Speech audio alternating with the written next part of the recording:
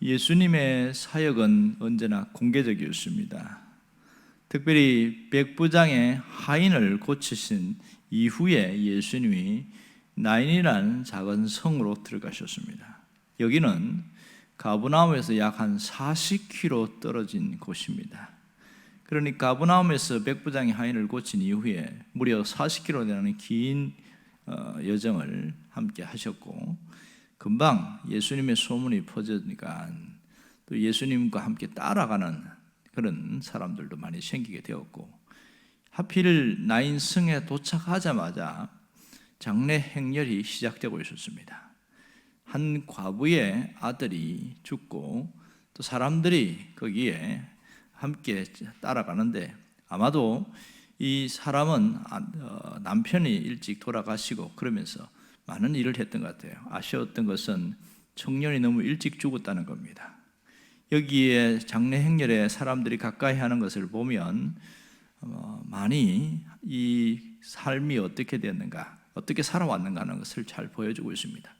어쨌든 모두가 젊은 나이의 죽음에 대해서 가슴을 아파하면서 장례 행렬에 함께 따라가고 있는데, 예수님께서 갑자기 돌출 행동을 하십니다. 아무도 예상하지 못한 그런 모습인데요, 장례 행렬 앞에 딱 가로막고 서 있는 거예요. 모두가 깜짝 놀랐겠지요. 아니, 왜 장례 행렬을 막고 계시는가 하는 겁니다. 여러분, 이 장례 행렬이 혹시 친척이나 누군가 아는 사람이라는 것인가, 그런 의문점을 갖게 하지요. 사실 장례식은 엄숙히 치러지는 그런 마지막 의식입니다. 그렇다면 사람이 무례나 결례를 범하면 안 되거든요. 이런 모습들은 무례를 범하는 모습이고, 특별히 비통함과 슬픔에 빠져 있는 이 어머니에게는 더한 고통을 주는 것이라고 할 수 있습니다. 아무리 악한 사람도 장례 행렬을 그렇게 막지는 않습니다. 이것은 죽은 자에 대한 무시하는 처사로 여겨질 수밖에 없고, 더 나아가서 모욕과 멸시로 여겨지게 되었다는 것이지요. 아마도 장례 행렬을 막았던 것에 대해서 주변의 원성과 또 상당히 불쾌감을 주는 모습은 맞을 겁니다. 왜 막냐는 거예요. 지금 이 상황이 어떤 상황인지 알고서 그렇게 하느냐, 그런 여러 가지 이야기가 될 수 있겠지요. 여러분, 죽은 자를 막아서 도대체 어쩌겠다는 겁니까? 사람이 자식이 죽으면 가슴에 묻어둔다. 그런데 그만큼 가슴에 상처가 얼마나 큰지 알 수 있습니다. 예수님이 이 장례 행렬을 막은 것은 상당히 의도적이라는 것을 알 수 있습니다. 왜냐하면 이 가슴 아파하는 여인을 위해서 이렇게 하신 것을 우리가 충분히 알 수 있습니다. 오늘 13절에 보면 주께서 과부를 보시고 불쌍히 여기사 그랬어요. 불쌍히 여기사. 여기서 불쌍히 여기사, 이 헬라 원어를 보면 창자가 뒤틀려지는 것, 이런 표현이 있습니다. 그만큼 가슴 아파하는데, 우리말로 하면, 우리식으로 표현하면 심하게 가슴앓이를 하는 것, 이것을 불쌍히 여기사 이렇게 표현하고 있습니다. 그러니까 이 아들의 죽음 앞에서 마치 우리 가족의 죽음인 양 주님은 함께 아파하고 있다는 것을 오늘 장례 행렬을 통해서 보여주고 있습니다. 자신의 마지막 희망이었던 독자가 죽는 그 현실 속에서 얼마나 고통스러워하고 있는지 그것을 너무 잘 알고 계십니다. 주님은 한 걸음 더 나아가서 관 앞에 가까이 가시더니 손을 떼시는 겁니다. 모두가 깜짝 놀랐을 겁니다. 왜냐하면 시체나 관에 손을 대는 것은 부정한 짓으로, 이것은 율법을 범하는 그런 문제가 생깁니다. 결례를 행해야 되는, 6일 동안 따로 떨어져서 결례를 하는 이런 일들이 생기게 되어집니다. 만일 이 모습을 예수님의 정적들, 그러니까 종교 지도자들이 보았다면 어떻게 할까요? 틀림없이 이것을 가지고 빌미로 삼아서 예수님의 모든 행동에 어떤 브레이크를 걸 가능성이 굉장히 많습니다. 심지어 이 율법을 범했다고 고소 고발할 가능성도 굉장히 많습니다. 왜 예수님이 이 관에 손을 댔을까? 그런 생각을 합니다. 우리는 이 사건에 대해서 너무 잘 알고 있어요. 그러면 예수님이 관에 손을 댄 이유는 이 죽은 자를 살리기 위한 거라는 걸 알아요. 그럼 이런 생각할 수 있습니다. 관에 손을 안 대면 죽은 자가 안 일어나냐는 거예요. 나사로를 살릴 때도 보면 주님은 손 하나 댄 적이 없습니다. 이 나사로가 죽은지 나흘 되었을 때도 무덤에 들어갔잖아요. 그때 사람들을 시켜서 돌을 굴려서 옮겨 놓아라 이렇게 얘기를 합니다. 그리고 난 다음에 말씀 한마디 딱 외쳤어요. 나사로야 나오너라 이렇게 하셨단 말이에요. 그런데 오늘 여기에서는 굉장히 특이한 게 뭐냐면 이 여인이 우리 아들을 살려달라고 한 적도 없어요. 죽은 자가 살려달라고 하지도 않았고 장래 행렬을 가고 있는 이 사람이 예수님을 붙들고 부탁한 것도 없어요. 아무것도 없는데 예수님이 일방적으로 이렇게 하시는 모습이 있습니다. 왜 그럴까? 성경을 보면서 다른 어떤 여러 곳에 보면 특이한 점이 바로 이것입니다. 심지어 이전의 사건은 백부장의 하인을 고칠 때도 이 백부장이 부탁을 하거든요. 그리고 나서 또 이렇게 뭔가 예수님 가겠다 뭐 이런 얘기가 있는데 여기서는 아무런 얘기가 없는데 주님이 친히 나서서 직접 움직이시는 모습을 보게 되어집니다. 상당히 특이한 부분이라고 할 수 있지요. 왜 이렇게 하셨을까?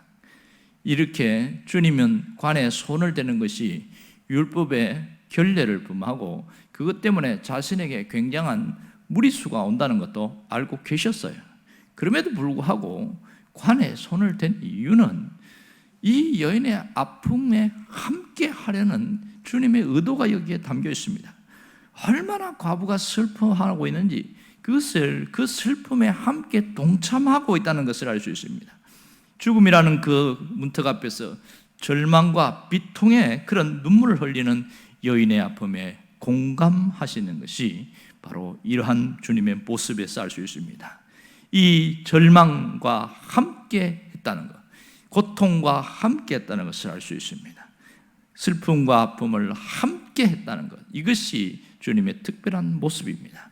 가까이 가셔서 죽은 자에게 말합니다. 청년아, 일어나라. 이 표현은 참 특이해요. 헬라 원어를 보면 잠자고 있는 자에게 깨우는 그런 모습이에요. 청년아, 일어나라. 그렇게 말합니다. 오늘 주님이 관에 손을 대었을 때에 놀라운 현상은 뭐냐면 죽음이 정지되었다는 겁니다. 더 이상 되지 않고 그때부터 새로운 삶입니다. 만일 이 청년이 살아나지 않았다면 예수님은 최소한 6일 동안은 격리되어서 결례 의식을 행해야 됩니다. 그런데 죽은 자가 살아나 버렸어요. 그러니 그것 자체가 아무런 의미가 없어지게 된 것이지요. 오늘 이런 특이한 모습에서 놀라운 것은 청년아 일어나라 이러면서 한마디 하셨을 때에 죽은 자가 벌떡 일어났습니다. 그 궁금해서 찾아봤어요. 아니 우리나라식으로 하면 누군가가 관의 뚜껑을 열어주고 그래야 일어날 거 아닙니까? 어떻게 일어났을까? 그래서 봤더니 우리나라와 유대의 어떤 그 장례 행렬이 조금 다른 게 뭐냐면 우리는 매장을 할 때 관의 뚜껑을 덮잖아요. 이렇게 나무로 못을 박고 이렇게 하는데 유대에서는 관에 뚜껑이 없습니다. 그냥 위에다가 이렇게 씌워서 이렇게 뚜껑 없이 그렇게 가서 마지막에 묻어주는 이런 일이 있더라고요. 그러니까 그 자리에서 벌떡 일어날 수 있는 것이 이래서 그랬구나 이런 이해가 되더라고요. 자, 놀라운 것은 이 사건을 통해서 주님이 누구인지를 모든 사람들에게 보여줬다는 겁니다. 예수님은 생명의 주관자 되시나 이것을 말씀하고 있습니다. 그분은 생명의 주인이요 생명을 움직이시는 분이라는 겁니다. 주님은 절망을 죽음을 정복하고 다스리는 분임을 분명하게 보여주고 있습니다. 오늘 죽음을 생명으로 바꾸시는 주님의 모습이 놀랍습니다. 15절에 보면 청년아 일어나라 그랬더니 죽었던 자가 일어나 앉고 말도 하거늘 그 즉시 말을 한다는 겁니다. 일어나서 말을 하는 거예요. 가장 놀란 사람이 누구일까요? 제가 봐도 상년을 메고 갔던 사람들일 겁니다. 화들짝 놀랐을 거예요. 이게 무슨 일이냐?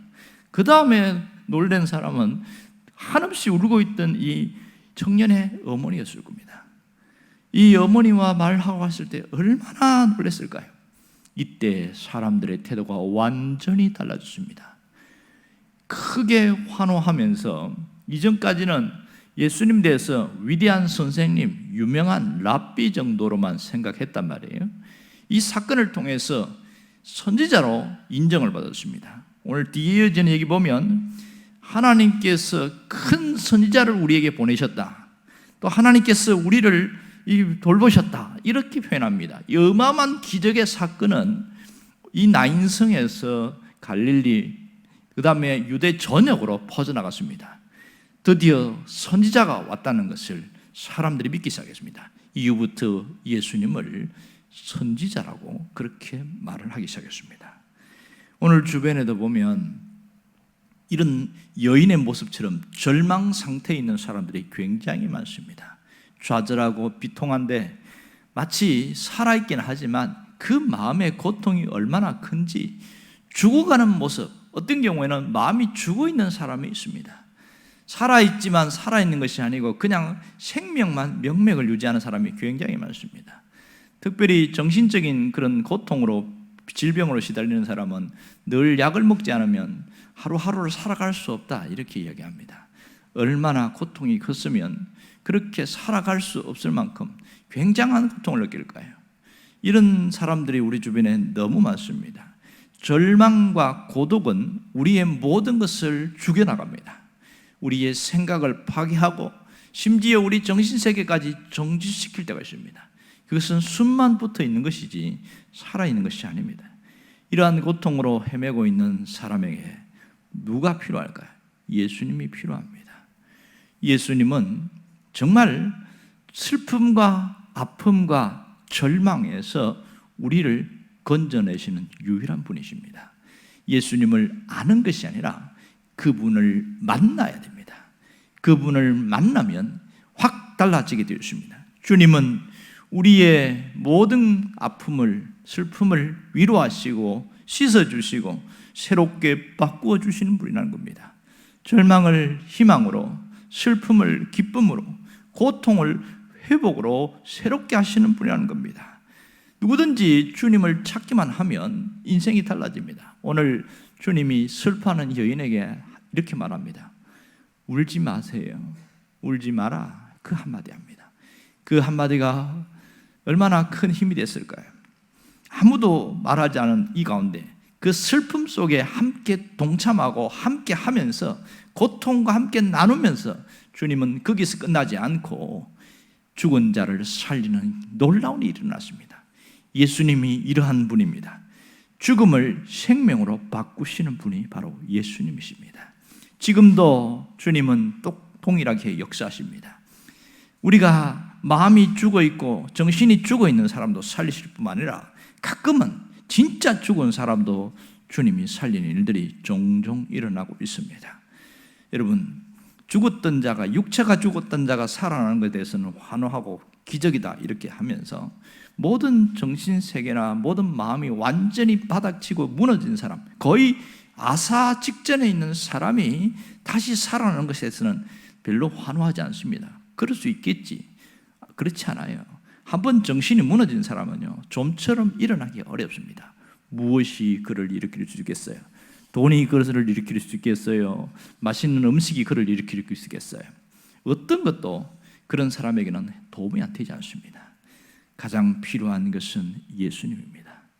예수님을 만나야 살아날 수가 있는 것이지요. 그냥 예수님을 아는 것이 아니고 그 예수님이 내 가슴에 깊이 만나는 인격적인 만남, 그렇게 되어질 때는 죽은 자가 살아나듯이 모든 슬픔과 절망에 빠진 자들이 다시 일어날 수 있게 되어지는 겁니다. 문제는 많은 사람들이 예수님을 지식적으로 믿을 뿐 예수님을 만나는 진정한 인격적인 만남이 없어서 회복이 덜 되고 있다는 사실입니다. 오늘 하나님은 우리에게 동일하게 말씀하십니다. 주님은 오늘 2000년 전에 말씀하셨듯이 동일하게 우리에게 말씀하고 있습니다. 청년아 일어나라. 이 음성이 들리기를 바랍니다. 아무개야 일어나라. 그 음성이 들리는 사람은 일어날 수 있습니다. 일어나라고 할 때에 그것은 내가 너와 함께 한다는 뜻이고 너를 회복시키겠다는 것이고 너의 삶을 일으키겠다는 주님의 간절한 마음이 함께 담겨 있습니다. 누구든지 주님의 음성을 들으면 새로운 삶을 살 수가 있고 새로운 역사가 일어납니다. 돈을 잃은 사람도 되찾게 되고 건강을 잃은 사람도 되찾게 되어지고 인생을 잃었던 사람도 되찾게 되어지는 놀라운 일이 주의 음성을 들을 때에 나타나는 현상입니다. 희망을 잃었던 사람이 이 음성을 들으면 다시 꿈과 희망을 갖고 일어나는 일들이 우리에게 나타나고 있습니다. 그렇다면 이러한 주의 음성을 듣기 위해서는 오늘부터 내가 뭘 해야 될까요? 주님이 나에게도 찾아오신다는 사실을 알아야 됩니다. 주님이 내 삶에도 역사하신다는 사실을 믿어야 합니다. 그리고 지금 내가 해야 될 것은 시각을 바꾸어야 됩니다.